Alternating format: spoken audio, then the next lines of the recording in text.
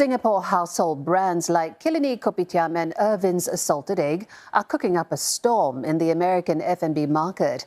Irvins has been in the United States for just 2 years, but sales are set to double that back home by 2027. Chloe Chu finds out the challenges of venturing out of the little red dot. 50 Len, also known as Koi in several countries, is one of many Singapore-owned brands that has ventured to the United States. This bubble tea chain has been in New York City for around 3 years, and it's seen growing sales year on year. More recently, other Singapore brands in the F&B space have also joined the market. I spoke with some of them. Fancy a kopi C or a teh O? These may be Singapore slang for coffee and tea, but these American staff in San Francisco understand it perfectly. Killiney says there is a big appetite for Singapore brands. We first attracted the Asian people because of trust. The Singaporeans know this brand, but now people are going back to work, so people are willing to try new foods, especially Americans who have traveled to Singapore and know what Singapore food is all about. So why not deliver that same thing? It's much cheaper to eat here than to fly to Singapore.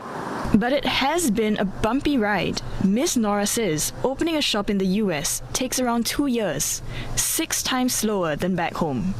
Different states have different regulations, different cities have different regulations, so you really have to do your homework. We have a lot of red tape that we have to go through, challenges with the city, with the health department, all those checks and balances have to be done, and they don't necessarily happen as fast as we want to. Despite this, Killiney is set to open a second outlet in Santa Clara by next year. Irvins is enjoying similar success in the US, but the salted egg salmon skin and chips guru faces a slightly different crunch. Now the situation is we can't supply fast enough.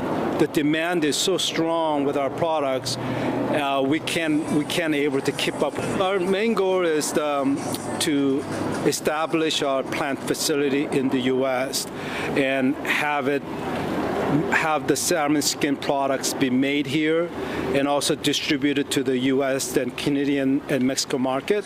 Meanwhile, it's putting customers through a taste test.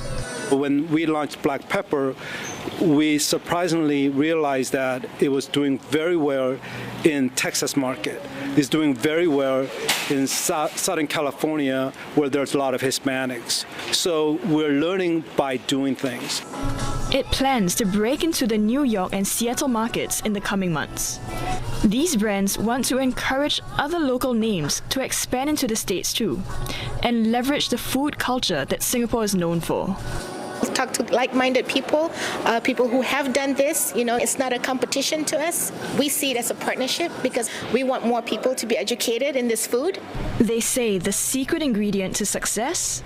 Sticking true to original recipes and keeping it authentic. Chloe Chu, CNA, San Francisco.